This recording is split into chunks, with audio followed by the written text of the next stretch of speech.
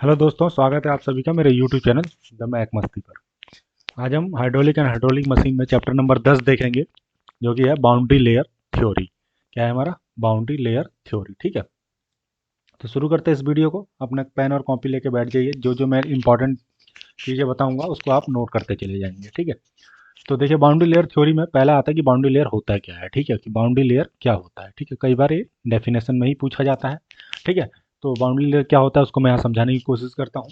ठीक है, पढ़ते हैं पहले इसको। क्या है कि boundary layer is a region in a immediate वेनिसिटी of the boundary surface in which the velocity of flowing fluid increases gradually from zero at the boundary surface to the velocity of the main stream। ठीक है, तो यहाँ से पता चला कि boundary layer क्या है कि बाउंड्री सरफेस पर वह रीजन है जहाँ से वेलोसिटी क्या करता है, इंक्रीज होना शुरू करता है। किस डायरेक्शन में?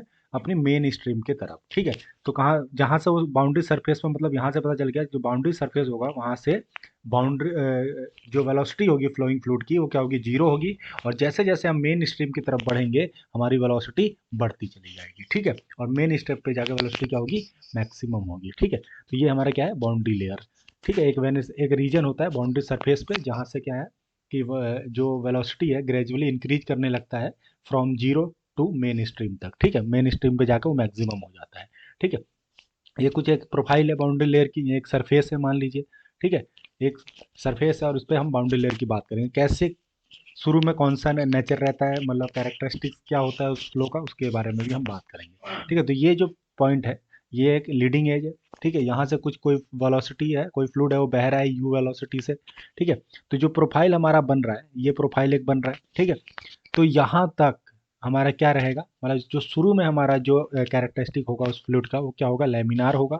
देन उसके बाद ट्रांजिएंट फेज में जाएगा और उसके बाद जब वेलोसिटी एकदम कंप्लीट अटेन कर लेगा, फुली डेवलप्ड वेलोसिटी बन जाएगी उसकी प्रोफाइल, तब क्या होगा, वेलोसिटी क्या होगी, मैक्सिमम होगी। और उस दौरान जो नेचर होगा या फिर कैरेक्टरिस्टिक होगा फ्लूइड का वो क्या होगा, टर्बुलेंट होगा। ठीक है, तो यहाँ से आप इस डायग्राम से भी समझ सकते हैं कैसे वो अपना अपना कैरेक्टरिस्टिक बदलता है फ्लूइड। ठीक है, फ्लो। तो पहले लेमिनार, देन ट्रांजिएंट और फिर देन टर्बुलेंट। ठीक है, अब हम बात करते हैं कि various terms associated with boundary layer theory. ठीक है, चीज़ें मैं बहुत शॉर्ट करके बता रहा हूँ। अगर आप खुद से पढ़ने की कोशिश करेंगे किताबों से तो वहाँ आपको बहुत चीज़ें अध्ययन करनी पड़ेगी, कई स्टैंडर्ड किताब पढ़नी पड़ेगी। वो सब का निचोड़ मैं यहाँ लेके आया हूँ जिससे कि आपको एक ही प्लेटफॉर्म पे सब कुछ मिल जाए। तो इसलिए वीडियो के साथ बने रहना है और आपको क्विट नहीं करना है, क्योंकि अगर आप क्विट नहीं करेंगे, लंबे समय तक इस चीज़ को देखते रहेंगे, तभी आप जाके सक्सेस लेंगे। ठीक है, तो हमें दृढ़ निश्चय करके पढ़ते भी जाना हुआ है। ठीक है, क्योंकि पढ़ाई करेंगे, चीज़ें आपने सब पढ़ी हुई हैं उसको आप रिवाइज करना है, क्योंकि आपने जितना भी इंजीनियरिंग में पढ़ा है वही चीज़ है, रिपीट हो रहा है। हालांकि उस समय आप लाइट में लेके पढ़ जाते थे, लेकिन यहाँ आपको गहन अध्ययन करना पड़ेगा। ठीक है, तो इसलिए मैं पॉइंट टू पॉइंट ही पढ़ा रहा हूँ जिससे कि आपको ज़्यादा ना हो। ठीक है, हालांकि अगर हम बाउंड्री लेयर का अगर हम चैप्टर देखेंगे किसी किताब में तो 20-25 पेज का है, उसको मैं 2 से 3 पेज में करके आपके समक्ष पेश कर रहा हूँ। ठीक है, मैं भी किसी किताब की हेल्प ही ले रहा हूँ और वहाँ से जितनी चीज़ें निचोड़ मुझे मिल रही हैं वो चीज़ मैं आपको यहाँ समक्ष प्रस्तुत कर रहा हूँ। ठीक है, तो कुछ वेरियस टर्म्स हैं उसके बारे में देखते हैं। पहला टर्म्स है हमारा बाउंड्री लेयर थिकनेस, जिसको हम स्मॉल डेल्टा से दिखाएंगे। ठीक है, सिंबल ध्यान रखेंगे। क्या है बाउंड्री लेयर थिकनेस, कई बार क्वेश्चन में केवल इस सिंबल ही देता है, तो एकदम से याद रखना है कि ये क्या है, हमारा बाउंड्री लेयर थिकनेस का सिंबल है। ये क्या है कि इसका डेफिनेशन क्या कहता है, it is defined as the distance, है सारी डिस्टेंस, थिकनेस है तो डिस्टेंस ही होगा एक तरह का। ठीक है, distance from the boundary surface, मतलब ये भी बाउंड्री सरफेस से वह डिस्टेंस है। ठीक है, मतलब उतना डिस्टेंस है जहां पर वेलोसिटी जो प्रोफाइल होती है या फिर फ्लोइंग फ्लूइड की जो वेलोसिटी होती है वो 90% तक अटेन हो जाती है, 90% तक अटेन हो जाती है, वहां तक पहुंच जाती है वेलोसिटी। तो उतने डिस्टेंस को हम क्या बोलते हैं, बाउंड्री लेयर थिकनेस बोलते हैं। मान लीजिए ये कोई ऐसा सरफेस है, ठीक है, ऐसे चल रहा है, ऐसे फ्लो बन रहा है, तो यहाँ से शुरू हुआ। ठीक है, यहाँ से शुरू हुआ और यहाँ पे जाके 90% कहीं आ गया वेलोसिटी। ठीक है, तो इतनी जो दूरी होगी हमारी, ये दूरी हमारी क्या कहलाएगी, बाउंड्री लेयर थिकनेस कहलाएगी। ठीक है, क्या कहलाएगी, बाउंड्री लेयर थिकनेस कहलाएगी। अभी मैंने एक जनरल एग्जांपल लिया, हो सकता है डायग्राम अलग शेप का हो। ठीक है, बट आपको समझाने के लिए ऐसे मैंने समझाया है कि ठीक है, एक लीडिंग एज से लेके जहां तक वेलोसिटी क्या होता है 90 डिग्री तक मेन स्ट्रीम तक पहुंचती है, तो और उसकी वेलोसिटी कितनी हो जाएगी, लगभग 99% हो जाती है, 99%, माफ कीजिएगा पहले मैं 90 बोल रहा था।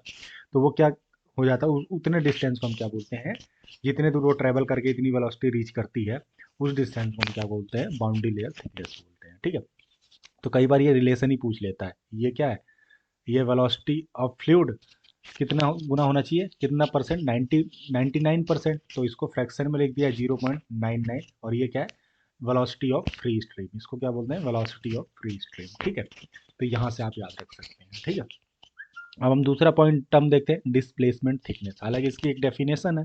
ठीक है, डेफिनेशन यही है कि लीडिंग एज से वट डिस्टेंस, जिससे कि जब वो मैक्सिमम मास फ्लो फ्लूइड का क्या हो, एंटर होने लगे या फिर जाने लगे, तो वहां तक की दूरी ये कहलाती है डिस्प्लेसमेंट थिकनेस। लेकिन अब उस चीज़ को आपको अभी नहीं देखना है, जो आता है पेपर में वो इसका फॉर्मूला आता है, तो वो फॉर्मूला आपको देखना है। और इसको डिनोट किससे करते हैं हम, डेल्टा स्टार से डिनोट करते हैं, और ये होता है इंटीग्रेशन ऑफ जीरो से डेल्टा, और डेल्टा क्या है हमारा, अभी हमने पढ़ा है ये, ठीक है, बाउंड्री लेयर थिकनेस है, तो जीरो से डेल्टा, और ब्रैकेट में क्या, 1 - u/u इन्फिनाइट और dy, ये इसका फॉर्मूला है, आप इसको याद रखेंगे। ठीक है, अब हम आगे चलते हैं, मोमेंटम थिकनेस, जिसको हम थीटा से दिखाते हैं। मोमेंटम थिकनेस, तीन टाइप की थिकनेस होते हैं, एक डिस्प्लेसमेंट थिकनेस, एक मोमेंटम थिकनेस, और एक एनर्जी थिकनेस। ठीक है, तो मोमेंटम थिकनेस क्या है, सेम फॉर्मूला है, अगर आपको ये याद है तो ये वाला कंपोनेंट क्या कीजिए, उठाइए और यहाँ और लिख दीजिए, यहाँ और लिख दीजिए, यहाँ और लिख दीजिए, ये वाला बन जाता है, देखिए। ठीक है, ये बन गया, सेम, कोई चेंज नहीं, बस केवल ये वाला फैक्टर एक्स्ट्रा है। ठीक है, तो ये क्या है, मोमेंटम थिकनेस है। अब आता है एनर्जी थिकनेस, सेम इसकी भी एक डेफिनेशन है, वो डेफिनेशन नहीं पूछी जाती है, बस फॉर्मूला पूछा जाता है, या इस पर कोई न्यूमेरिकल पूछ लिया जाता है। ठीक है, एनर्जी थिकनेस, एनर्जी थिकनेस क्या होगा कि इसमें क्या है कि ये वाला इक्वेशन को उठाया गया है और इसी पे क्या किया गया है, स्क्वायर स्क्वायर लगा दिया गया है, बस स्क्वायर स्क्वायर, तो ये क्या हो जाता है, एनर्जी थिकनेस। और इसको दिखाते किससे हैं, डेल्टा डबल स्टार से, डेल्टा डबल स्टार से। तो ये तीनों थिकनेस के फॉर्मूले आपको याद रखने हैं, कंसेप्ट से याद रख सकते हैं, कैसे मैंने बताया, पहले ये याद होगा आपको, इसमें क्या करना है, ये वाला फैक्टर को उठा के आगे लिख देना है, तो आपका क्या बन जाएगा, मोमेंटम थिकनेस। और मोमेंटम थिकनेस वाले फॉर्मूले में अगर यू स्क्वायर और कैपिटल यू इन्फिनिटी स्क्वायर कर देंगे आप, तो ये एनर्जी थिकनेस बन जाएगा। ठीक है, अब एक टर्म्स आता है सेफ फैक्टर, जो कि बार बार पूछा जाता है। ठीक है, किसका रेशियो होता है, इन्हीं तीनों में से दो का रेशियो होता है, क्या होता है, displacement thickness upon momentum thickness. मतलब जो ये पहला वाला है, displacement thickness and momentum thickness का अगर रेशियो निकाल दें, अर्थात डेल्टा अपॉन थीटा निकाल दें, तो क्या निकल जाता है हमारा, उसको क्या बोलते हैं हम, सेफ फैक्टर बोलते हैं। और इसकी वैल्यू हमेशा ग्रेटर देन 1 होती है, क्या होती है, ग्रेटर देन 1 होती है। तो यहाँ से हमें पता चल जाता है कि जो डिस्प्लेसमेंट थिकनेस होगा वो मोमेंटम थिकनेस से ज़्यादा होगा। डिस्प्लेसमेंट थिकनेस तभी तो ये भैया 1 देगा, नहीं तो पॉइंट में आंसर दे देगा। मतलब अगर ये 2 होगा और ये कितना होगा, 1 होगा, तभी तो ये क्या होगा, 1 से ज़्यादा वैल्यू देगा। ठीक है, अगर ये कम हो गया तो 1 से कम वैल्यू देने लगेगा। तो यहाँ से क्लियर हो जाता है डिस्प्लेसमेंट थिकनेस क्या होता है, मोमेंटम थिकनेस से ज़्यादा होता है। तो एक वैल्यू में मैंने पॉइंट भी लिख दिया है, the value is always greater than 1। कौन सी value, safe factor, safe factor always greater than 1 होता है। ठीक है, और एक रिलेशन भी लिखा है, जो मैंने अभी बताया कौन सा ज़्यादा होता है। इन किस में रिलेशन लिखा है, इसमें देखिए, बाउंड्री लेयर थिकनेस मतलब डेल्टा में, डिस्प्लेसमेंट थिकनेस, मोमेंटम थिकनेस और एनर्जी थिकनेस में कौन बड़ा होता है। तो कौन बड़ा होता है भाई, पहले बड़ा होता है सबसे बड़ा बाउंड्री लेयर थिकनेस, इसकी डिस्टेंस क्या होती है, सबसे ज़्यादा होती है। फिर हमारा डेल्टा स्टार है, डेल्टा स्टार हमारा क्या है, डिस्प्लेसमेंट थिकनेस। फिर हमारा क्या है, एनर्जी थिकनेस। और फिर क्या है हमारा, सबसे छोटा जो होता है वो मोमेंटम थिकनेस होता है, सबसे छोटा मोमेंटम थिकनेस। पहले सबसे बड़ा क्या होगा, बाउंड्री लेयर थिकनेस, दूसरा डिस्प्लेसमेंट थिकनेस, तीसरा एनर्जी थिकनेस, और लास्ट में सबसे छोटा क्या होता है, इन सबसे छोटा होता है जो डिस्टेंस होती है सबसे छोटी, वो क्या होती है, मोमेंटम थिकनेस की, जिसको हम थीटा से दिखाते हैं। ठीक है, होपफुली यहाँ तक समझ में आया होगा। अब चलते हैं, क्योंकि मैं कुछ ऐसी थ्योरी यहाँ नहीं लिख रहा हूँ जिसको मुझे बार बार समझाना पड़े, मैं डायरेक्ट चीज़ें निचोड़ के यहाँ लिख दे रहा हूँ। ठीक है, अब हम देखते हैं अगला हेडिंग क्या है, general velocity profile for laminar and turbulent flow. ठीक है, प्रोफाइल के लिए इक्वेशन बनती है, लैमिनार के लिए जो इक्वेशन बनती है वो ये बनती है। ठीक है, क्या इक्वेशन बनती है, u अपॉन यू इन्फानाइट, ये सफिक्स में है इन्फानाइट। ठीक है, u upon u infinite equal to 3/2 y upon delta -1/2 y upon delta की पावर 3। ठीक है, ये किसके लिए इक्वेशन बनती है, लैमिनार के लिए। बस आपको फ्लो जरूर याद रखना है, क्योंकि जब भी पूछेगा वो कि जनरल वेलोसिटी प्रोफाइल के लिए इक्वेशन लैमिनार फ्लो के लिए बताइए, तो ये वाला आंसर सही होगा। और वो ऑप्शन में ये वाला भी देगा कंफ्यूज करने के लिए। तो आपको टर्बुलेंट और लैमिनार याद होना चाहिए। ठीक है, टर्बुलेंट के लिए क्या होगा, u upon u infinite del y upon delta की पावर 3/2, वाई अपॉन डेल्टा की पावर 3/2। अगर आपको एक याद है ना, इस इक्वेशन को भी याद करने का तरीका है, कैसे याद करेंगे, अगर ये आगे वाला आपको याद है तो पीछे वाला अपने आप बन जाएगा। देखो 3/2 y upon delta, minus sign ये है, और ये 3 है ना, इसको चढ़ा दीजिए इसके पावर पे, बस यही है। देखिए सेम है, 3 क्या है, ये 3 है, इसके पावर पे चढ़ा दीजिए। और जो टर्बुलेंट के लिए है ना, टर्बुलेंट वाले को ये वाला पोर्शन क्या कीजिए, इसके पावर पे चढ़ा दीजिए। ठीक है, बस इक्वेशन याद हो जाएंगी आपको। बस थोड़ा तो दिमाग को चलाना है, चीज़ें याद होती चली जाएंगी। ठीक है, और अब हम चलेंगे मेन पे। इस क्या होता है एक topic, Reynold number. Reynold number आपने बताया कि ये डिसाइड करता है कि whether the fluid is laminar और टर्बुलेंट और ट्रांजिएंट। ठीक है, कैसे, इसकी वैल्यू से पता चलता है, इसकी वैल्यू से पता चलता है। ठीक है, तो हमने अभी तक जो भी पढ़ा है वो सर्कुलर पाइप के लिए पढ़ा है, मतलब पाइप के लिए जो वैल्यू होती थी हमारी, कैसे हमें पता चलता था कि वो ट्रांजिशनल है, टर्बुलेंट है या लैमिनार है। मैंने बताया था कि रेनॉल्ड नंबर अगर 2000 से कम होगा तो वो लैमिनार होगा, 500 से कम होगा तो क्या होगा, 500 और 1000 के बीच में होगा।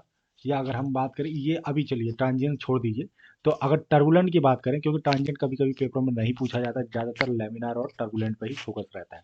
तो लेमिनार मतलब 2000 से कम, ठीक है, और टर्बुलेंट कब होगा, जब 4000 से ज़्यादा आएगी रेनॉल्ड नंबर की वैल्यू, तो वो टर्बुलेंट फ्लो होगा। ठीक है, किसके लिए, पाइप फ्लो की बात कर रहा था, लेकिन अब हम किसके लिए बात करेंगे, ओवर फ्लैट प्लेट। अगर किसी प्लेट के ऊपर फ्लो हो रहा है तब क्या होगा, ठीक है, तब रेनॉल्ड नंबर कैसे वेरी करेगा। तो रेनॉल्ड नंबर के लिए फॉर्मूला ये है, rho u x upon mu, और यहाँ पे एक्स क्या है, distance from where the solid surface start. ठीक है, डिस्टेंस कहाँ से है, जहाँ से सॉलिड सरफेस स्टार्ट करता है, कहाँ से, लीडिंग एज से, मतलब स्टार्टिंग से लेके वहाँ तक की डिस्टेंस जहाँ से सॉलिड सरफेस स्टार्ट हो जाता है, उसे हम क्या कहते हैं, सॉरी ये क्या है, माफ कीजिएगा, distance from where the solid surface start, distance from जहाँ से सॉलिड सरफेस बनना शुरू होता है, वहाँ से जो दूरी होती है स्ट्रीम की, वो क्या कहलाता है, एक्स कहलाता है। ठीक है, और, और हम जो पहले पढ़ रहे थे फॉर्मूला, जब हम पाइप फ्लो पढ़े थे, वहाँ पे फॉर्मूला क्या था, रो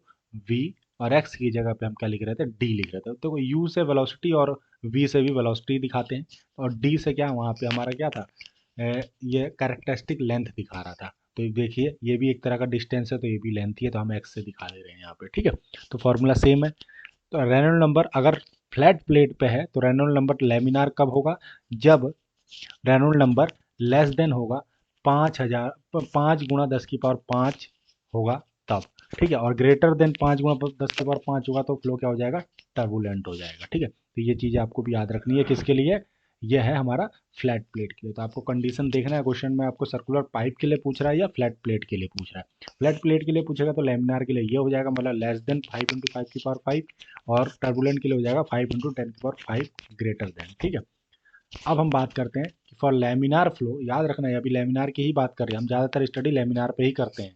ठीक है, तो जो एक्स है और ये जो डेल्टा है, भाई एक्स क्या था हमारा, distance from where the solid surface start, और जो डेल्टा है वो क्या है हमारा, डेल्टा हमारा क्या था, डिस्प्लेसमेंट थिकनेस, ये थिकनेस कह रहा हूँ सॉरी, बाउंड्री लेयर थिकनेस, क्या था, बाउंड्री लेयर थिकनेस। तो इनमें जो रिलेशन होता है लैमिनार फ्लो के लिए होता है, डेल्टा इज समानुपाती रूट एक्स, डेल्टा इज समानुपाती रूट एक्स, और कई बार ऑप्शन में ये भी लिखा रहता है एक्स की पावर 1/2, एक्स की पावर 1/2, क्योंकि रूट को 1/2 लिख सकते हैं हम। ठीक है, तो ये हो गया। और शियर स्ट्रेस कैसे वेरी करता है इस एक्स के साथ, 1/√x, मतलब एक्स की पावर -1/2, -1/2। तो कई बार क्वेश्चन पूछा गया है, इसलिए मैंने यहाँ लिख दिया है कि बाउंड्री लेयर थिकनेस इस लीडिंग सॉलिड सरफेस, जो सरफेस ये है एक्स है जो, ये कैसे वेरी करता है। तो आप ऑप्शन देकर टिक लगाइए कि अगर बाउंड्री लेयर थिकनेस के रिस्पेक्ट में पूछ रहा है तो एक्स की पावर 1/2 या √x, और शेयर स्ट्रेस के बारे में पूछ रहा है तो 1/√x या फिर एक्स की पावर -1/2, क्योंकि ये जब ऊपर जाएगा तो माइनस में जाएगा। ठीक है, अब हम आगे बात करते हैं। यहाँ पे मैंने लिखा भी है कि डेल्टा क्या है, बाउंड्री लेयर थिकनेस है, और टाउ है shear stress eight solid surface, shear stress eight solid surface, क्योंकि एक्स भी हम कहाँ से नाप रहे हैं, सॉलिड सरफेस का ही है। ठीक है, अब हम बात करेंगे condition for boundary layer separation, भाई बहुत इंपॉर्टेंट पॉइंट है। कई बार कंडीशन ही पूछता है कि सेपरेशन कब कर होता है, कि कंडीशन क्या है बता दीजिए। तो कंडीशन क्या है आप याद रखिए, it is caused by adverse pressure gradient, या तो ऑप्शन में यही लिखा रहता है एडवर्स प्रेशर ग्रेडियंट। ठीक है, और कई जगह यही लिखा रहता है एडवर्स पॉजिटिव प्रेशर ग्रेडियंट, मतलब यहाँ जो प्रेशर ग्रेडियंट होता है वो पॉजिटिव होता है। क्यों होता है पॉजिटिव, अभी मैं बताता हूँ आपको। देखिए ये जो वैल्यू है वो जीरो से बड़ा होता है, D P over d x is greater than zero. जब ग्रेटर देन जीरो है तो भैया जीरो से बड़ा है तो पॉजिटिव में तो जाएगा वैल्यू। तो यहाँ पे कई बार पॉजिटिव प्रेशर ग्रेडियंट भी ऑप्शन में लिखा रहता है, या फिर एडवर्स प्रेशर ग्रेडियंट लिखा रहता है ऑप्शन में, और या तो कंडीशन ये लिखा रहता है D P over d x is greater than zero. ठीक है, तो ये सही रहेगा आपका आंसर। किसके लिए, सेपरेशन के लिए। फ्लो सेपरेशन लिखा रहता है, लेयर सेपरेशन भी लिखता है, फ्लो सेपरेशन लिखा रहता है। ठीक है, अब कुछ कंडीशन है कि बाउंड्री लेयर कब सेपरेट हो गया है या होने वाला है या नहीं होगा।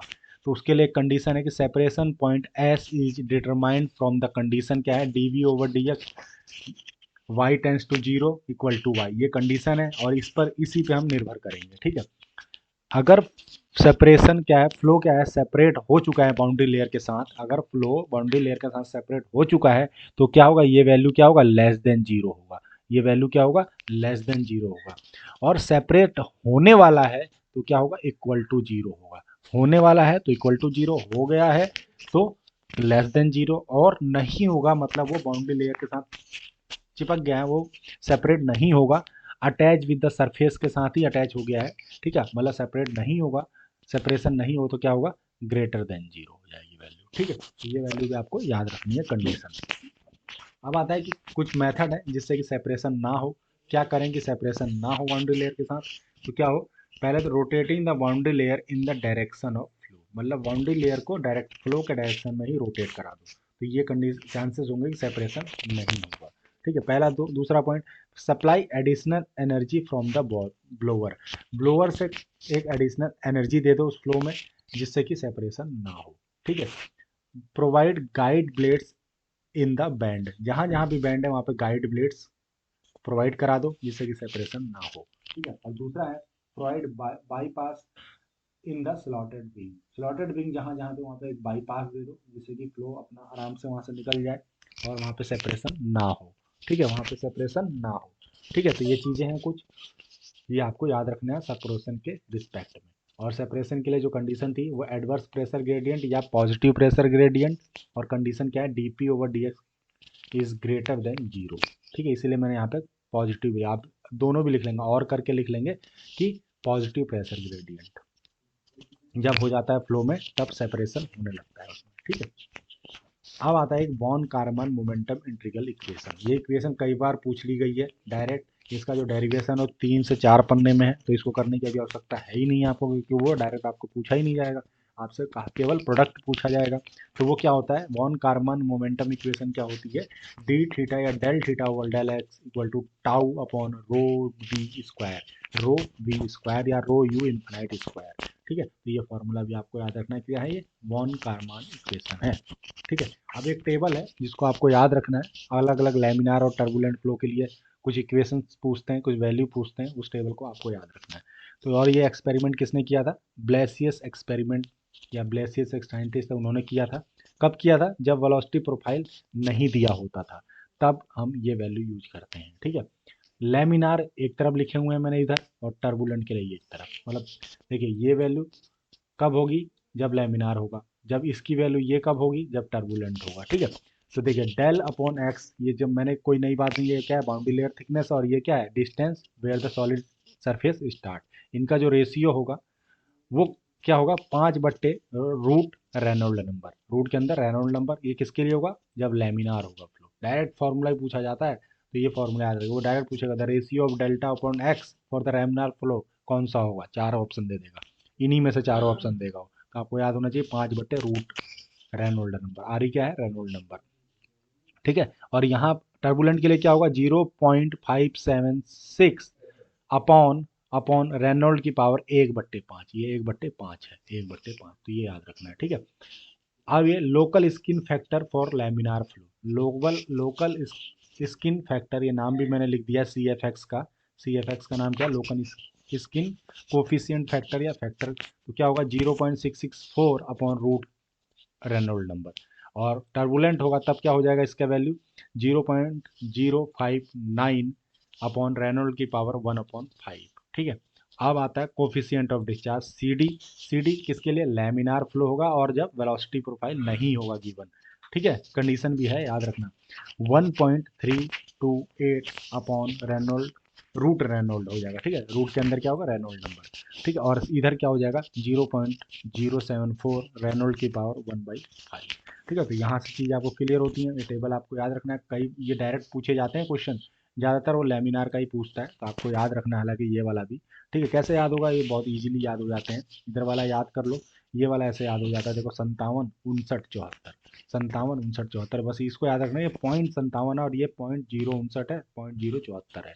ठीक है, तो हालांकि बोल रहा हूँ मैं, ऐसे बोलते नहीं है, 074 बोलते हैं, तो वो आपको शॉर्ट के लिए मैं बताया कि गिनती बन सकती है 57, लेकिन याद रखना है पॉइंट के बाद 57 है, और यहाँ 0.059 0.074, और नीचे तो सब सेम है भैया, रेनोल्ड की पावर 1/5, इधर भी root Reynold root Reynold root Reynold.